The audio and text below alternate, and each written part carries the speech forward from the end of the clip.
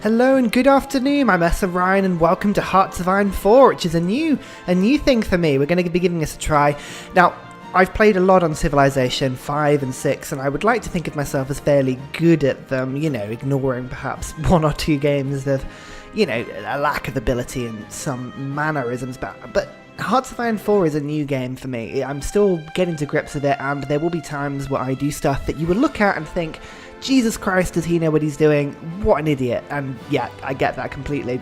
It's very much a sort of learning in progress. But it's such a good game. I got it, and I've been watching sort of other YouTubers have goes on it, and it's just a really, really good game, so I wanted to jump in and give it a go.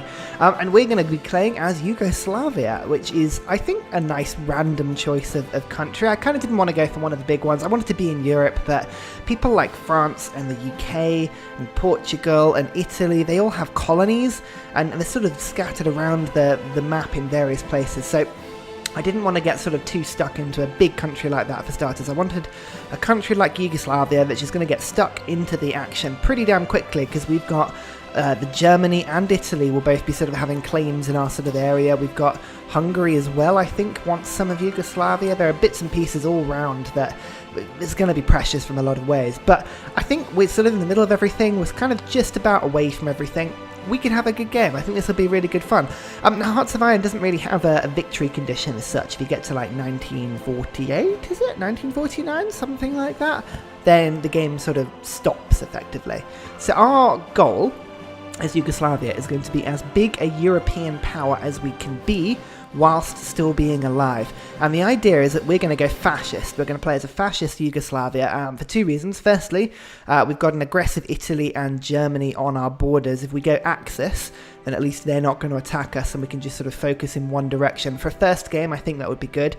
Playing as the Axis, though, would give us sort of a little bit of a claim over Hungary, Romania, Bulgaria, possibly. When we go into fight the Allies, we can push and try and take Greece and into Turkey, this sort of area. So I think there's a big possibility for us.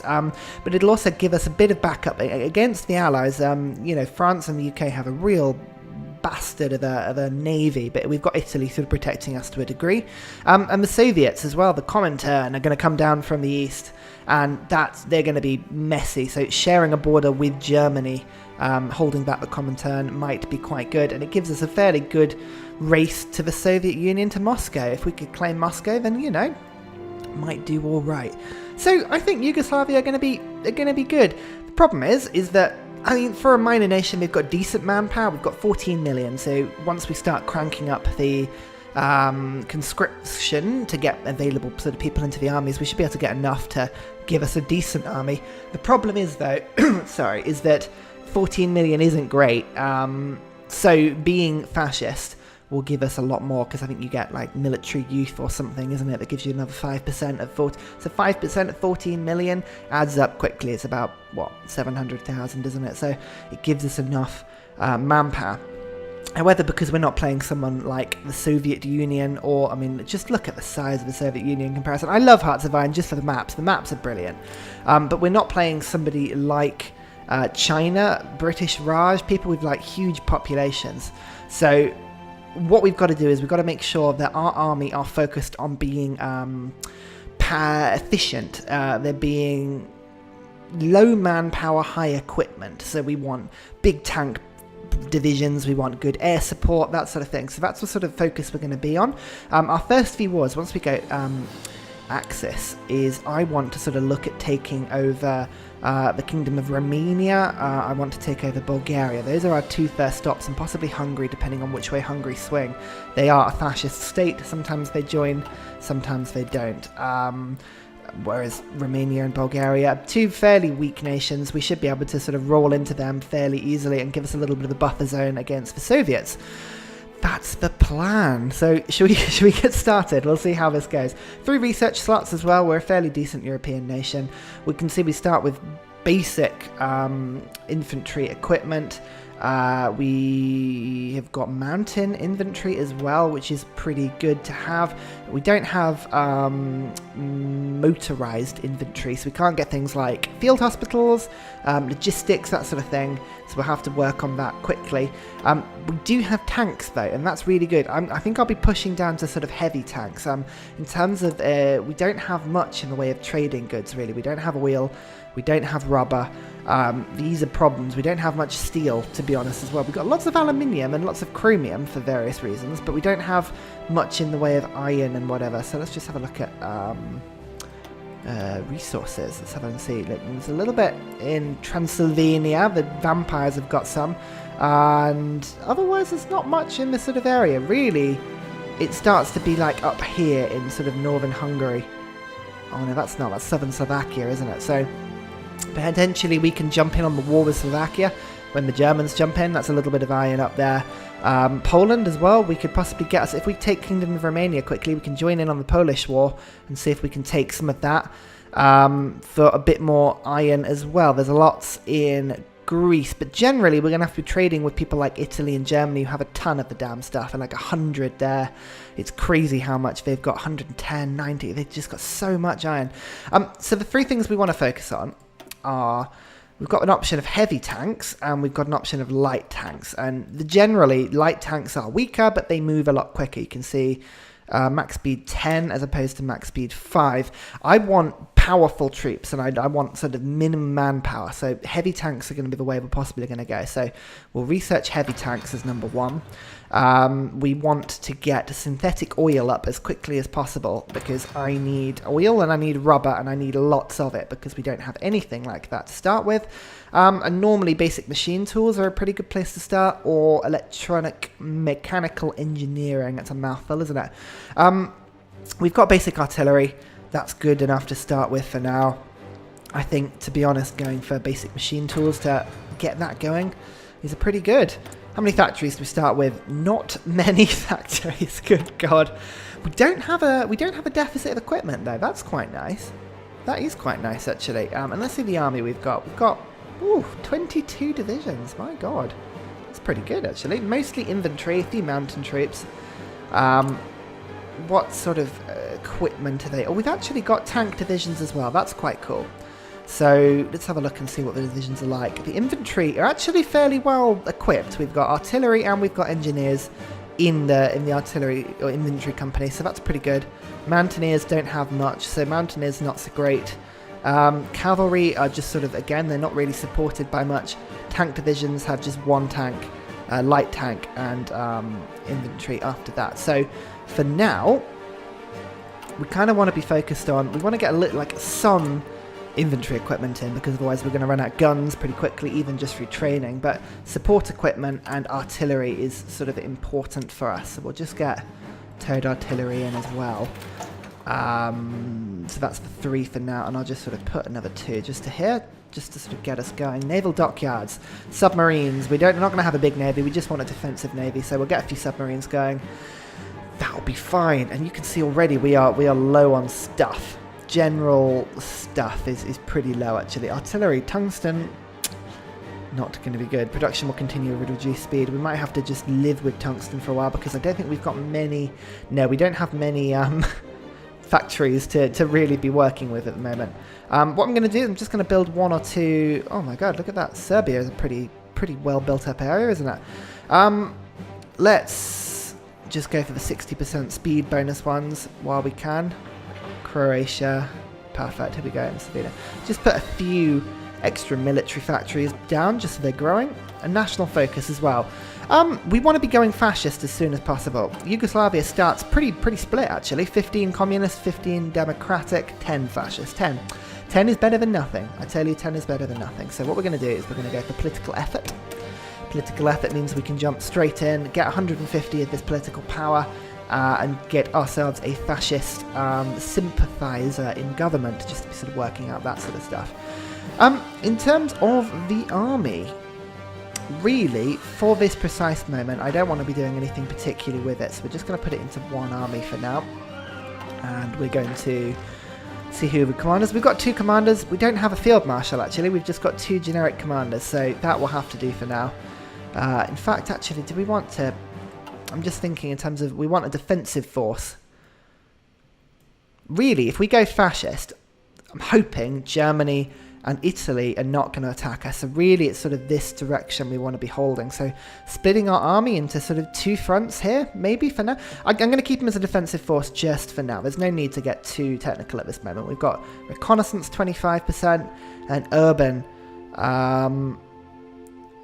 Well, Ivan Gozniak, you sound like a pretty good bloke. So we're just going to call you General Army for now. We're going to have to keep track of these things, otherwise it's going to get messy very quickly. What I'm going to do as well is we're going to just have you on a garrison area command. It's a pretty unoffensive command. I'll select all the sort of areas that compose Yugoslavia, Serbia and Croatia and all that sort of thing. Good.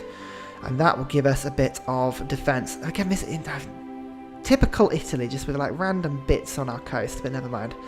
Is that San Marino? I forget what that actually is. Where is that? Zara. No, San Marino is somewhere else. San Marino's over here, isn't it? Somewhere. Oh, I forget. Is it landlocked? Oh, there's Venice. Oh, I love Venice. Venice is such a cool place. Right.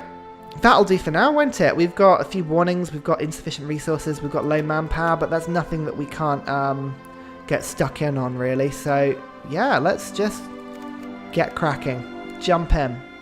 We'll see the army will just start to sort of walk about a bit. What I'm going to do is I'm just going to get them training, just to exercise, just for a little bit. Hopefully that won't take up too... Oh, yeah, it's going to take up all the resources, unfortunately, isn't it? Fine. You know what? I don't need to do that because I don't need them to shoot all their guns off everywhere. So we'll just... For now, we'll chill. Let them just sort of... As I say, I don't want them to take all the artillery and infantry equipment. Like, minus 4.3k a day. That's silly. We don't need to be spending that much. I'd rather they just sat there and did nothing. And there we go. Look, we don't have a huge deficit now of stuff. Possibly not a good idea, that, but there we go.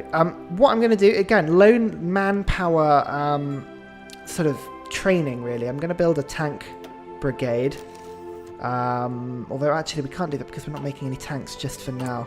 I want to just going to keep the equipment. So we're not going to build any troops just for now. There's no real rush on that front. As I say, what we need is a few decent tanks to be able to push and break into... I mean, Sofia, look how close Sofia is to the border there. Just a tank region. 3 or 4 tank brigades, boof, straight in. We'll take that with very little trouble at all. I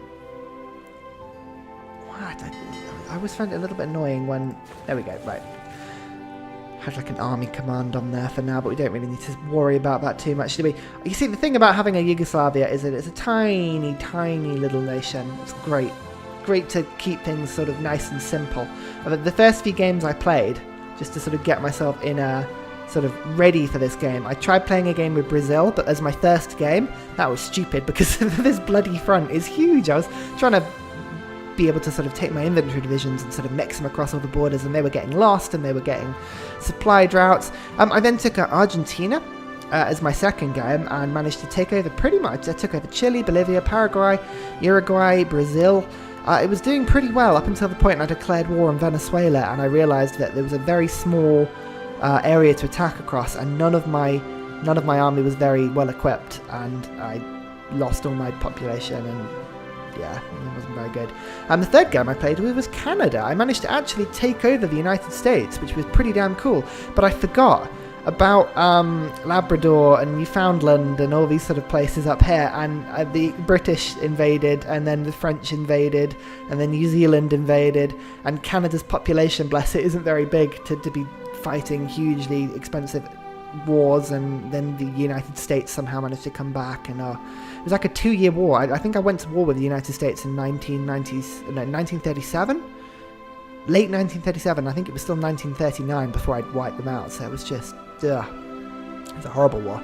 So I'm hoping Yugoslavia, with pretty much the same population as Canada, actually, it's not far off, the sort of 14 million, they're going to have enough population to sort of have a few decently equipped basic troops. I think we'll be fine.